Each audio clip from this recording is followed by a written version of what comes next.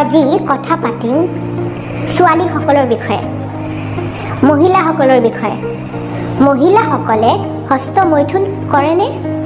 একদম ডিটেইলত কথা পাতিম হস্তমৈথুন কি হয়, মহিলাসকলে হস্তমৈথুন কৰেনে, আৰু যদি কৰে তেতিয়াহ'লে সেয়া হাৰ্মফুল নেকি, মানে মহিলাসকলৰ দেহৰ কাৰণে সেয়া ক্ষতিকাৰক নেকি, হস্তমৈথুনৰ কি কি বেনিফিটছ আছে, এই সৰু সৰু টপিকবোৰক আজি কভাৰ কৰিম।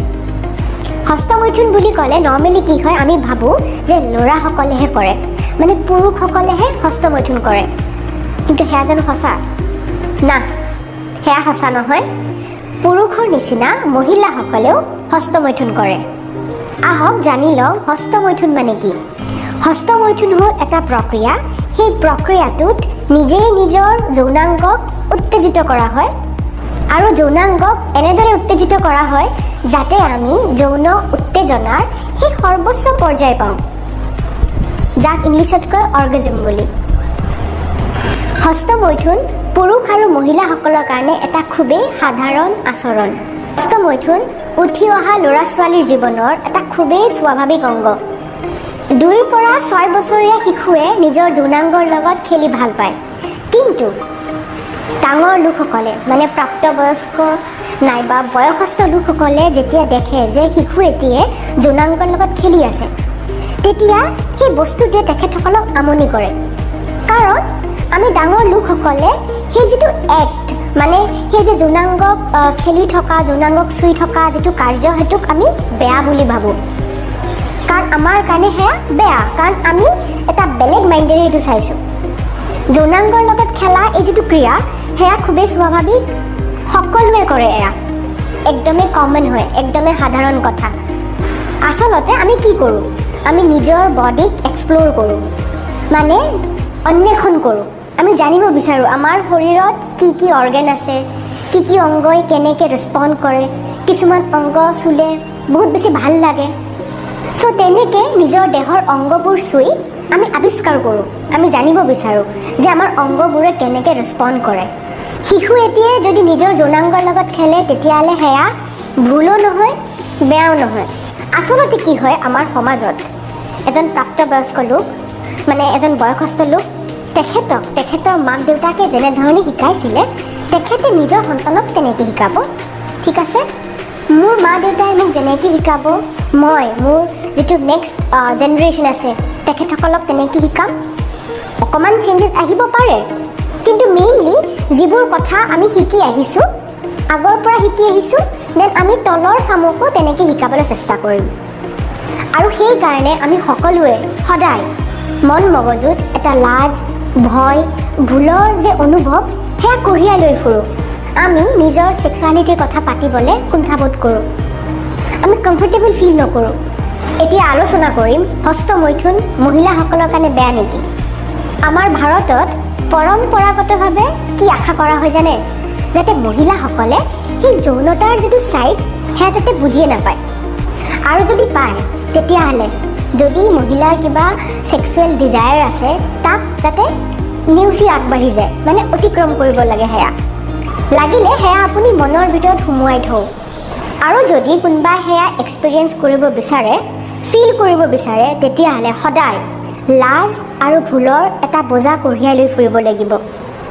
আনকি এতিয়াও মানে আজিৰ সমাজতো কোনোবা এজনী মহিলাই যদি খুব কমফৰ্টেবল হৈ নিজৰ ছেক্সুৱেলিটিৰ কথা পাতে, তেতিয়াহ'লে সমাজে সেই মহিলাগৰাকীক বিভিন্ন নামেৰে নামাকৰণ কৰে।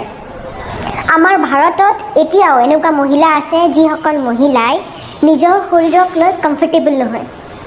তেখেতসকলে নাজানে যে যৌনক্ৰিয়াৰ সময়ত তেখেতসকলে কি বিচাৰে, কি নিবিচাৰে। যেতিয়া পাৰ্টনাৰৰ লগত তেখেতসকলে যৌনক্ৰিয়া কৰে, তেতিয়া তেখেতসকলৰ কি কি প্ৰায়ৰিটি সেয়া নাজানে। মহিলাসকলৰ যৌনাংগৰ এটা অংশ, সেইটোৰ নাম হ'ল ক্লিটৰিছ। ক্লিটৰিছ এটা খুবেই সৰু কিন্তু বহুতেই বেছি চেঞ্চিটিভ অৰ্গেন, আৰু এই অৰ্গেনটোত থাকে ইৰেক্টাইল টিছুজ। এই যে মই ক্লিটৰিছ বুলি অৰ্গেনটোৰ নাম ক'লোঁ, সেই অৰ্গেনত থাকে 1000টা নাৰ্ভ এণ্ডিংছ। সেইকাৰণে এই অৰ্গেনটো বহুতেই বেছি চেঞ্চিটিভ। আৰু যেতিয়া এগৰাকী মহিলাই হস্তমৈথুন কৰে, তেতিয়া সেই ক্লিটৰিছ নামৰ অৰ্গেনটোক স্পৰ্শ কৰি ষ্টিমুলেট কৰিব পাৰে, মানে সেই অৰ্গেনটোক উত্তেজিত কৰিব পাৰে আৰু তেতিয়া তেখেতসকলে যৌন ক্ৰিয়াৰ সমান সুখ পায়। সেই যৌন ক্ৰিয়াৰ যিটো সৰ্বোচ্চ পৰ্যায় সেয়া তেখেতসকলে অনুভৱ কৰিব পাৰে। হস্তমৈথুনে আচলতে এগৰাকী মহিলাক সহায় কৰে নিজৰ শৰীৰটোক বুজি উঠিবলৈ। কোনো লাজ আৰু কোনো ভয় নকৰাকৈ আপোনালোকে হস্তমৈথুন কৰি নিজৰ বডিৰ সেই অংগবোৰৰ কথা বুজি উঠিব পাৰে। যদি সহজকৈ বুজাবলৈ যাওঁ তেতিয়াহ'লে হস্তমৈথুনে মহিলা এগৰাকীক কি দিব? হস্তমৈথুনে মহিলা এগৰাকীক দিব হিলিং, ৱেলনেছ এণ্ড ফুলফিলমেণ্ট। আৰু সেয়া আপোনালোকে কেনেকৈ পাব? সেয়া আপোনালোকে পাব নিজৰ বডিক, নিজৰ ছেক্সুৱালিটিক এক্সপ্ল'ৰ কৰি। আপুনি আপোনাৰ শৰীৰক আৱিষ্কাৰ কৰিব লাগিব আৰু সেয়া আপোনালোকে এক্সপিৰিয়েঞ্চ কৰক খুব আনন্দ মনেৰে। হস্তমৈথুন এটা নৰ্মেল বিহেভিয়াৰ হয়নে নহয়? ৰিচাৰ্চ কৰা লোকসকল, ছেক্স'লজিষ্ট এণ্ড ছেক্স এডুকেটৰ সকলোৱে নিজৰ মতামত দিছে আৰু তেখেতসকলৰ মতে হস্তমৈথুন এটা সম্পূৰ্ণৰূপে স্বাভাৱিক প্ৰচেছ। আৰু আপোনালোকে জানি আচৰিত হ'ব, মাষ্টাৰবেশ্যন এটা খুবেই হেল্ডি ছেক্সুৱেল প্ৰচেছ যদিহে ইয়াক লিমিটেড কৰা হয়। কিন্তু সমাজত মাষ্টাৰবেশ্যনৰ এটা বহুতেই বেয়া ৰেপুটেশ্যন আছে, বহুত বেয়া নাম এটা আছে। আৰু বেয়া নাম কেলৈ আছে? কাৰণ এয়া হ'ল এটা খুবেই ইণ্টেন্স প্ৰাইভেট ছেক্সুৱেল বিহেভিয়াৰ যাৰ কথা কোনেও আলোচনা নকৰে। হস্তমৈথুন মহিলাসকলৰ কাৰণে ক্ষতিকাৰক নেকি? ইয়াৰ উত্তৰটো হ'ল নহয়। মানে হস্তমৈথুন শৰীৰৰ কাৰণে ক্ষতিকাৰক নহয়। কেৱল মহিলা বুলি নহয়, পুৰুষৰ কাৰণেও হস্তমৈথুন ক্ষতিকাৰক নহয় যদিহে আপোনালোকে লিমিটত কৰে।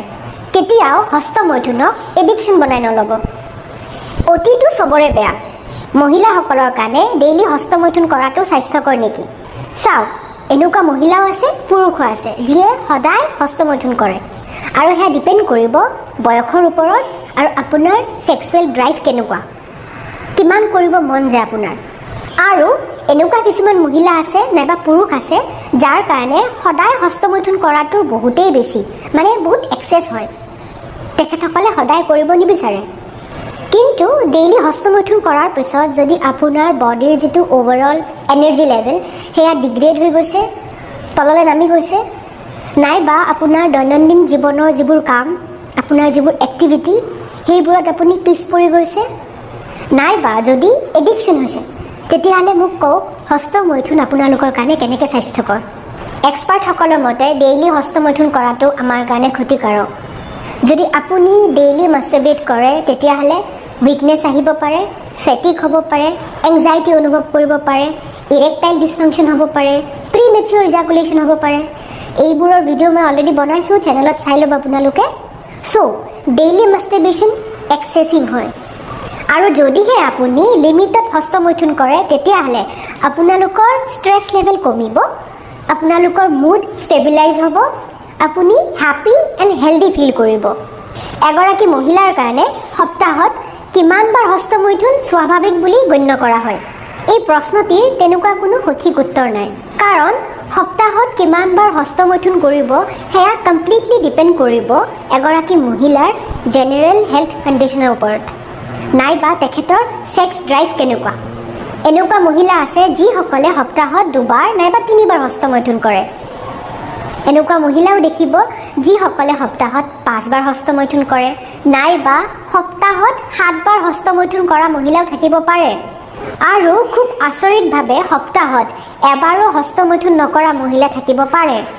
যেনেকৈ হস্তমৈথুন কৰাটো কোনো এটা ভুল কথা নহয়, ঠিক তেনেদৰে হস্তমৈথুন নকৰাটোও, মানে একদমেই হস্তমৈথুন নকৰাটোও ভুল কথা নহয়।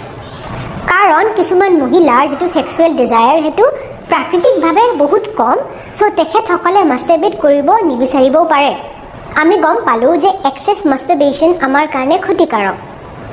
মানে যদি আমি অত্যাধিক হস্তমৈথুন কৰোঁ সেয়া আমাৰ স্বাস্থ্যৰ কাৰণে হানিকাৰক। সেইকাৰণে আপোনালোকে কি কৰিব পাৰে, হস্তমৈথুন কৰি এনাৰ্জি ক্ষয় কৰাতকৈ সেই যি এনাৰ্জি, সেই যি শক্তি আপোনালোকে ডাইভাৰ্ট কৰক। আপোনালোকে গেমছ এণ্ড স্পৰ্টছত পাৰ্টিচিপেট কৰিব পাৰে, জিম যাব পাৰে, আপোনালোকৰ কিবা হবি আছে তাৰ ওপৰত কাম কৰিব পাৰে।